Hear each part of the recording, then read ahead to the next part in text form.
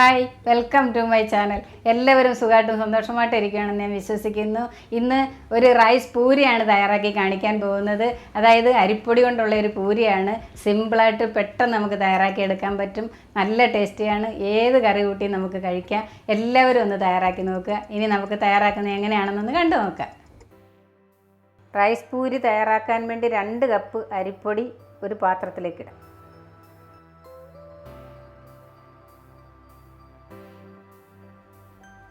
1 table spoon പഞ്ചസാര, 3/4 teaspoon ഉപ്പ് taste അനുസരിച്ച് ചേർക്കുക. 1/4 ടീസ്പൂൺ അയമോദകം. ഈ അയമോദകം എടുക്കാൻ പറ്റുന്നില്ലെങ്കിൽ 1/4 ടീസ്പൂൺ ചെറു ജീരകം ഇട്ടാലും മതി, നല്ല ജീരകം. ഇതൊന്ന് ഞെരടിയിടാം. ഇനി നമുക്ക് നല്ല തിളച്ച വെള്ളത്തിൽ ഇത് കുഴച്ചെടുക്കാം. ഈ അരിപ്പൊടി എടുത്ത ഈ കപ്പിന് 2 കപ്പ് വെള്ളം ഞാൻ നല്ലൊരു വെട്ടി തിളപ്പിച്ച് കൊണ്ടുവന്നിരിക്കുക. നല്ലപോലെ തിളച്ചിട്ടുണ്ട്. ആവി ഉറക്കുന്നുണ്ടോ? അത് നമുക്ക് ഇതിലേക്ക് ഒഴിക്കാം.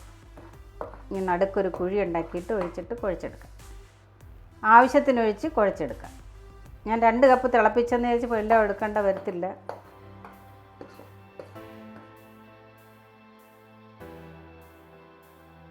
തവി കൊണ്ട് തന്നെ ആദ്യം നമ്മൾ മിക്സ് ചെയ്യുക. ചൂടല്ലേ? ഇനി ചൂടാറിയതിന് ശേഷം നമുക്ക് കുറച്ച് ചൂടാറുമ്പോൾ ചെറിയ ചൂടോടെ കുഴച്ചെടുക്കാം കൈകൊണ്ട്.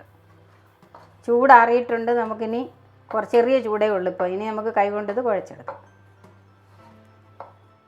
നമ്മൾ ഇടിയപ്പത്തിനൊക്കെ കുഴയ്ക്കുന്ന പോലെ തന്നെ നല്ല തിളച്ച വെള്ളത്തിൽ മാവ് വേവണം, എന്നെങ്കിൽ മാത്രമേ ഇത് പൊട്ടിപ്പോവാതിരിക്കത്തുള്ളൂ. അതുപോലെ ചപ്പാത്തി മാവ് കുഴയ്ക്കുന്ന പോലെ കുഴച്ച് നല്ല സോഫ്റ്റാക്കി എടുക്കണം. നമ്മൾ നല്ലപോലെ ഇത് കുഴച്ചിട്ടുണ്ട്. മാവ് വെന്തില്ലെങ്കിലുണ്ടല്ലോ പൊട്ടിപ്പോവും. ഇനി നമുക്ക് ചെറിയ ഉരുളകളാക്കി എടുക്കാം. കുറച്ച് മാവെടുത്ത്, പൂരിയുടെ വലിപ്പമൊക്കെ അറിയത്തില്ലേ, കുറച്ച് മാവെടുത്ത് നമ്മൾ പൂരി ഇനി പരത്തി കട്ട് ചെയ്തെടുക്കും.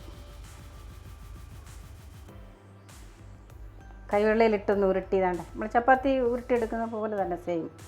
വേണ്ട കുറച്ച് ഉരുട്ടി നമുക്കിടാം. എന്നിട്ട് ഓരോന്നെടുത്ത് ഉരുട്ടി പരത്തി കട്ട് ചെയ്തെടുക്കാം.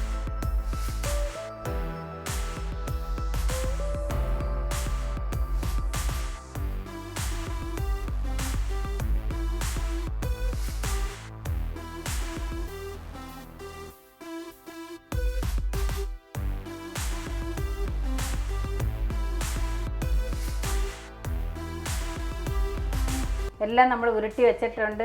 വേണ്ടേ, ലാസ്റ്റ് വന്ന് ഇത്രച്ചേ ഉരുള മതി കേട്ടോ. നമ്മൾ കട്ട് ചെയ്യുന്നില്ലെങ്കിൽ ഇത്രച്ചേ ഉരുട്ടി, ഇത്രയും വലുപ്പത്തിൽ ഉരുട്ടി പരത്തിയെടുത്ത് ചുട്ടെടുക്കുക. അതെല്ലാം കട്ട് ചെയ്യുകയാണെങ്കിൽ ഇതെല്ലാം കുറച്ചുകൂടെ വലുപ്പമുണ്ട്. ഇത് കട്ട് ചെയ്തെടുക്കാൻ വേണ്ടിയിട്ടാണ്. ഇത് ലാസ്റ്റ് വന്ന് ചെറുത്, ഇത്രയും വലുപ്പത്തിൽ കട്ട് ചെയ്തെടുക്കുക. ഇനി നമുക്കിതൊന്ന് പരത്തിയെടുക്കാം. ഓരോ ഉരുള എടുത്തിട്ട് പൊടിക്കകത്ത് കുറച്ച് മുക്കണം കേട്ടോ. നമ്മുടെ പൂരി ചപ്പാത്തിയൊക്കെ പരത്തുന്നതുകൊണ്ട് പരത്തുക.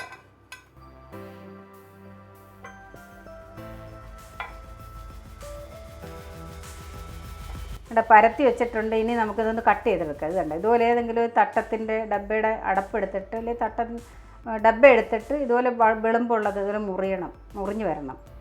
ഇതൊരു തട്ടത്തിൻ്റെ അടപ്പാണ്. അത് വെച്ച് നമുക്കിതൊന്ന് കട്ട് ചെയ്തെടുക്കാം. 4 ദിവസം ഒന്ന് പ്രസ് ചെയ്ത് കൊടുക്കുക. ഇനി നമുക്കിത് എടുക്കാം. 4 വശം വലിച്ചെടുക്കാം.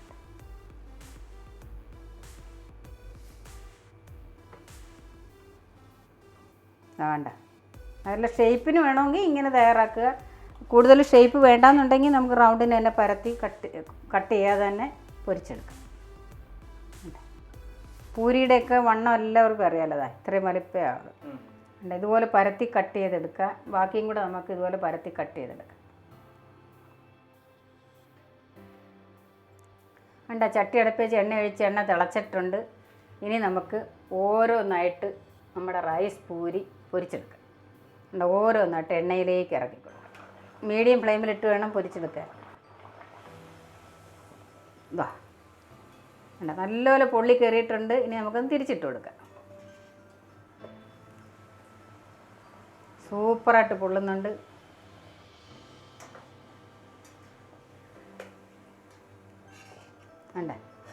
നല്ലപോലെ പൊള്ളിയിട്ടുണ്ട് നമ്മുടെ പൂരി. ഇതുപോലെ ബാക്കിയും കൂടെ നമുക്ക് പൊരിച്ച് വരാം.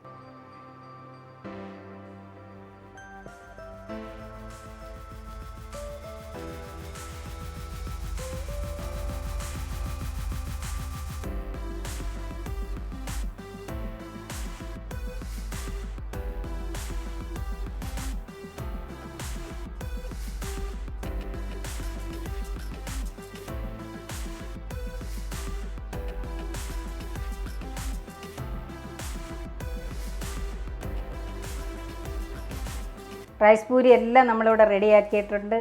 നല്ല ടേസ്റ്റിയാണ്. ഇത് പൊട്ടറ്റോ കറിയുടെ കൂടെയും കടലക്കറിയുടെ കൂടെയും നോൺ വെജിറ്റേറിയൻ കറികളുടെ കൂടെയൊക്കെ കഴിക്കാൻ നല്ല ടേസ്റ്റിയാണ്. എല്ലാവരും ഒന്ന് തയ്യാറാക്കി നോക്കുക. വീഡിയോ കണ്ട് ഇഷ്ടപ്പെടുവാണെങ്കിൽ എല്ലാവരും ഒന്ന് ഷെയർ ചെയ്യണം. നന്ദി, നമസ്കാരം. Thank you so much.